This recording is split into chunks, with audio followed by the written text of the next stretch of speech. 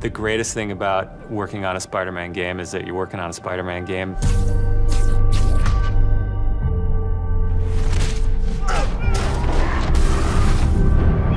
The hardest thing is that it's a Spider-Man game. We really care about storytelling here at Insomniac. And I think that's how we go into every day we come here. There's this push to really get it right. One of the most compelling things about Spider-Man is just when Peter Parker and Spider-Man's worlds collide. And we've tried really hard to weave the two stories together to create a story that is not necessarily just a superhero story, but a human story as well. So this Spider-Man is a little different. He's older, he's 23, so he's been Spider-Man for 8 years, and kind of like an athlete in the prime of his career, he's starting to get good at the Spider-Man thing. The nice thing about playing an experienced Spider-Man is that he's already familiar with his powers, right? He's not just discovering them. We always think of Spider-Man as, we call him, the acrobatic improviser. He's looking for not only how he can take advantage of the way the enemies are positioned, but what around him. Could he use this object to grab with his webs and throw at an enemy? We want people to not only see the enemies in front of them, but the environment around to take advantage of both of them. He also knows that the criminals out in the city know how he works as well, so he's got to mix it up. So even though he is more experienced, the challenges are going to be bigger than he's ever faced before. Spider-Man has a rich history of having great stories. The core of our story is this duality between being Peter Parker and being Spider-Man. What's cool about Mr. Negative is that he also has a duality. He's got his positive side as Martin Lee, who runs the homeless shelters in the city, but he also has his negative side. When Peter makes the connection that the leader of the inner demons is the guy who my aunt works for, we got the perfect collision of those two worlds. So many people have their own vision of what Spider-Man should look like, what he should sound like, and in the end, we just have to put a new and fresh twist on who he is. And for us, it's really, really important to deliver those big spectacle moments, those near impossible scenarios that only someone like Spider-Man can survive, and put you in that action. You got this, you got this, you got this! We understand what this character means to people in here, and we're making this game with a lot of heart, and we're going to do whatever it takes to give people the ultimate Spider-Man experience, the game that they've been waiting for.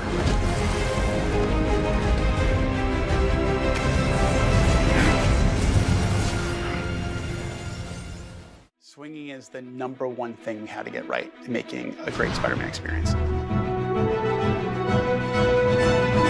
Deliver that wish fulfillment of being Spider-Man. You want to be able to use your webs to take you up into the air, to spin all over the city, leap, do a swan dive, almost hit the ground, and swing back into the sky.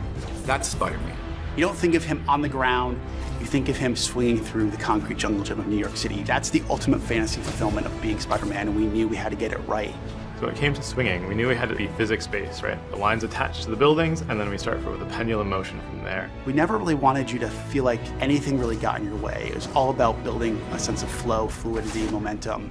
You know, if you slam into a building, you shouldn't just face plant, you should just start running right up it. And then when you get up to it, you should just be able to catapult over it. We wanted to make sure that we had a simple control scheme that lets you sort of pick up and play and get pretty good at it. But at the same time, we wanted to make sure we had depth in there for an experienced player. So as you play longer and longer, you'll find those little connecting moves. You'll find the fact that if you wall run, you can whip around the corner either through a button press or even just stick input. You can also do something we call the web zip, which is a pull straight forward. So your lines go out and you pull, and that gets you some additional speed boost. And the point launch is when you throw lines to a particular point. Sometimes it's a ledge or sometimes it's a street lamp, and then you can spring off that when you get in. There's also the dive, which is a lot of people's favorite, big huge swan dive, and you kick into a swing right before you hit the ground. And so we want to make sure the controls were really accessible to begin with, but that the system had depth. So when you can stick to walls and you're agile and you have the webs, then the city becomes your playground. So when we first started building New York City, we knew we wanted it to be a superhero's playground, which means you can travel on all surfaces. And one of the biggest challenges we encountered were the fire escapes. A lot of the team said, you know, we can't have Spider-Man go through these fire escapes because it's going to be too hard. But what's New York without the fire escapes? So now, if you guys encounter a fire escape, you'll see that you can actually web tunnel through and between fire escapes, which is super cool. We bent over backwards to make sure that the player would have an unimpeded experience when they're traversing New York City. The moment when we figured out that Insomniac really delivered on that web swinging, it was actually at E3. We thought, wow, this really feels good. This feels great. It's fun. It's almost therapeutic to just go and swing through the city and explore the city. But it wasn't until the players got their hands on it and we heard the reactions and we talked to them And that's when we said, oh, we did it. In our opinion, Spider-Man's got the best rogues gallery in superhero fiction.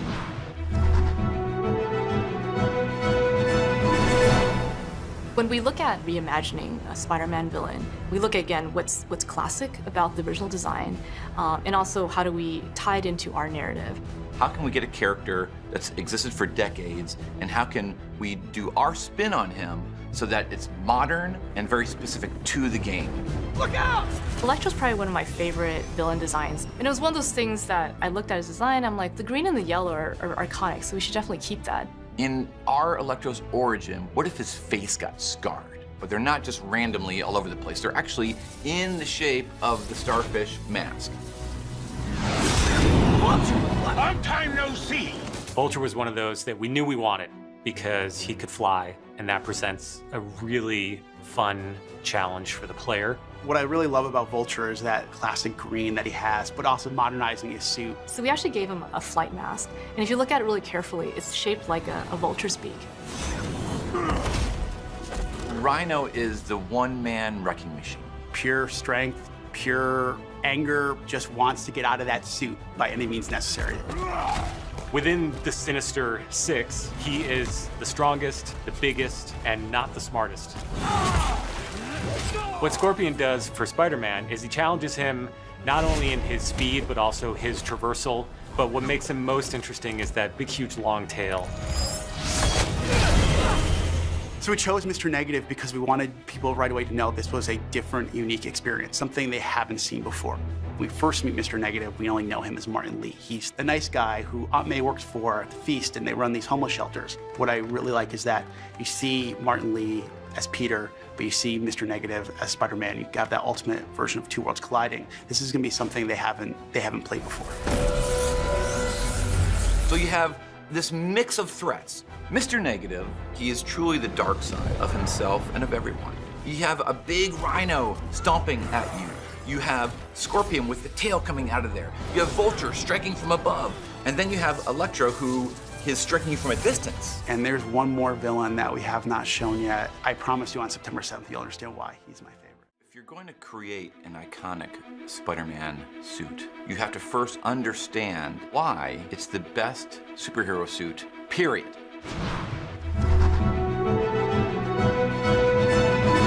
You know, we wanted to respect the traditions of the franchise, to be loyal to the DNA of the character.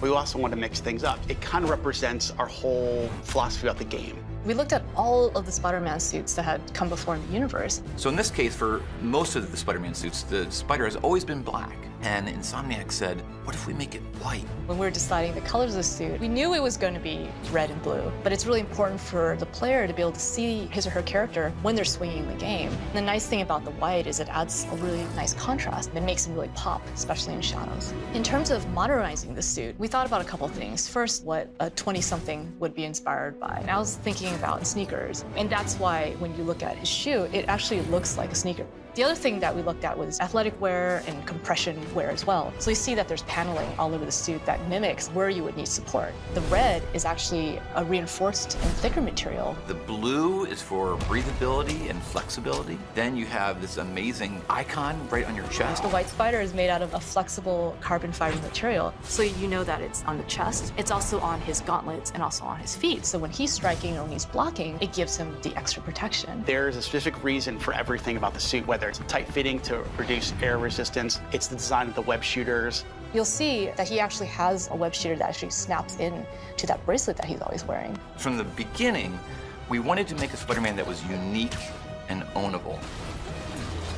We were taking a big chance by changing Spider-Man's iconic suit. When you look at the Spider-Man suit and you study it, you see the genius in the simplicity. When you see that big white spider on that suit, you know right away that's Insomniac's.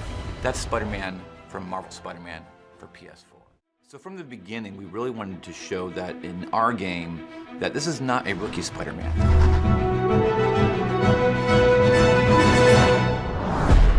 He's been 8 years now with Spider-Man, so he's experienced, he's in possession of all his powers, and right from the get-go, you're ready to kick butt. I would describe the combat very easily. He's an acrobatic improviser. It's all about using webs, it's all about using the environment, it's all about getting off the ground, using his gadgets. Gadgets for us were a no-brainer. We think about what we need. Do we need a stealth gadget? Do we need a trap gadget? Do we need an AoE type of gadget? And then we start sorting the gadgets by what is necessary or useful for gameplay. The thing with the gadgets is you wanted to make sure they had multiple purposes a lot of times. You could use them, like the trip mine, in a very straightforward way, but you can also use them dynamically in sort of main combat, and you can stick two guys together. Player choice is really big in how we design the combat scenarios. From the moment to moment where your different melee actions and your gadgets, you can choose what you want to do. We also have combat setups that have a stealth component to them, so when you arrive, you'll be able to strategize about where you want to best position yourself. We want to make sure there's perch points for you if you want to sneak up on people, or if you're really into environmental combat, that there's always something that you can grab with your web and like sling at an enemy. As designers, we can lay out levels that have a bunch of different options for the player so they can choose what they want to do. There's a crane that has a part that you can pull down, as well as construction scaffolding and stuff like that. So seeing those opportunities in the battlefield, those are real important. Even though there are threats and he has the burden on his back, it's always fun to be Spider-Man. Let's show Spider-Man at the height of his abilities, and then let's allow you, the player, to sort of customize him. You know, one thing we want to do is make sure people feel like a superhero right away, but feel like a greater superhero over time. As you play the game many hours in, you're going to feel like a greater Spider-Man. You're going to feel like a more experienced Spider-Man.